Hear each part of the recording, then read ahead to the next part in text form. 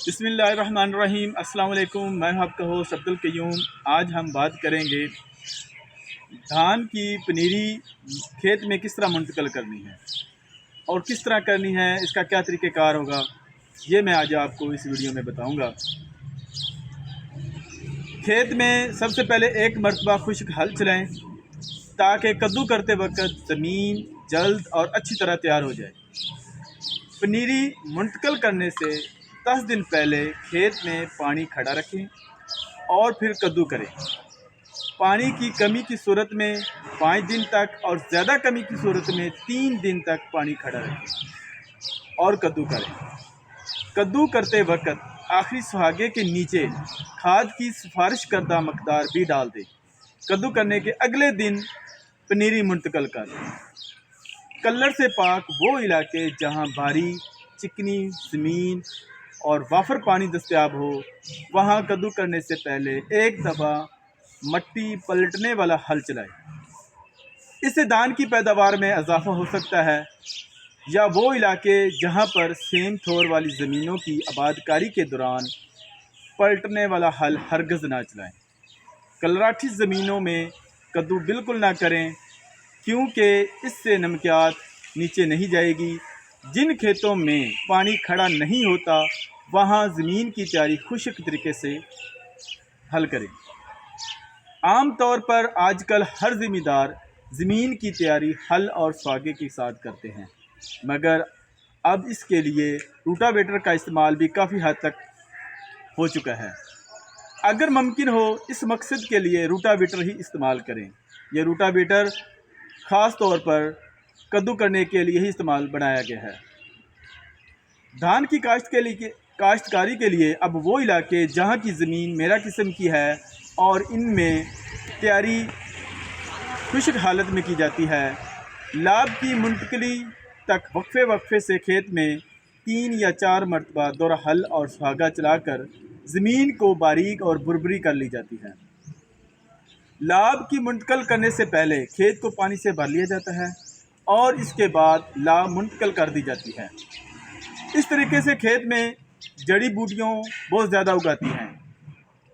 جڑی بوٹیوں کو اگنے کا موقع فراہم کیا جاتا ہے۔ ان کے تدارے کے لیے زمین کی تیاری کے دوران کھیت کو وتر کا پانی لگا کر جڑی بوٹیوں کو اگانے کا موقع فراہم کیا جاتا ہے۔ جڑی بوٹیوں کو اگنے کا موقع فراہم کیا جاتا ہے اور پھر دوران تیاری ہی انہیں ہل چلا کر تلف کر لیا جاتا ہے۔ یا دوسرا طریقہ جڑی بوٹیوں کو ختم کرنے کا یہ ہے کہ کیمیائی طریقے سے تلف کیا جائے۔ اگاؤ اثر کرنے والی جڑی بوٹی مار زہر کا استعمال کیا جاتا ہے۔ اب بات کریں گے پنیری کو اکھاڑنے سے کس طرح کھیت میں لے کے جانا ہے۔ پنیری اکھاڑنے سے 1-2 روز پہلے پنیری کو پانی لگا دیں تاکہ زمین نرم ہو جائے اور اکھاڑتے وقت پودے نہ ٹوٹ جائیں۔ لاب اکھاڑتے وقت جھلسے ہوئے اور سنڈی سے متاثرہ پودے تلف کر دیے جائیں۔ پودوں کا باہمی فاصلہ ایک پودے سے دوسرے پودے تک 9 انچ کا کم از کم ہونا چاہیے اور خشک کریں اور کوشش کریں کہ ہر سوراخ میں کم از کم 2 پودے لگائیں۔ لاب کی منتقلی تقریباً 1.5 انچ گہرے پانی میں کریں۔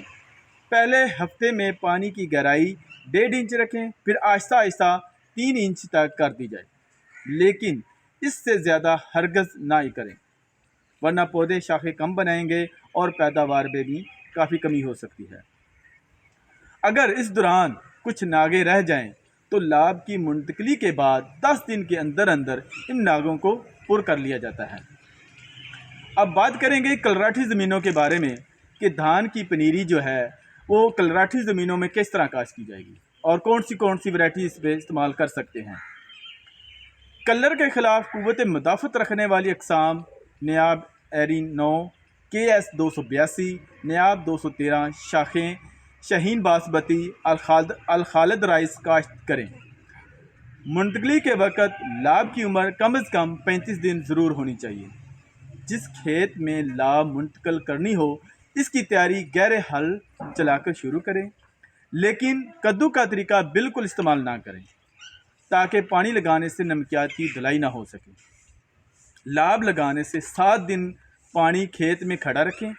سفید کلر کی زیادتی کا اگر باعث بنتی ہے धान की नशोनुमा लाभ की मुंतकली के बाद 10 दिन के अंदर अंदर मुतासर हो जाती है। इसका हल ये है कि खेत में पानी की तब्दीली हर हफ्ते बाद करते रहें।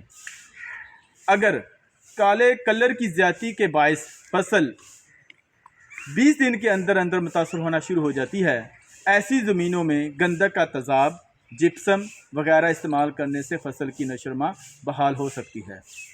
बहुत शुक्रिया काश्तकार भाई, हमारी वीडियो देखने के लिए बहुत शुक्रिया। अल्लाह।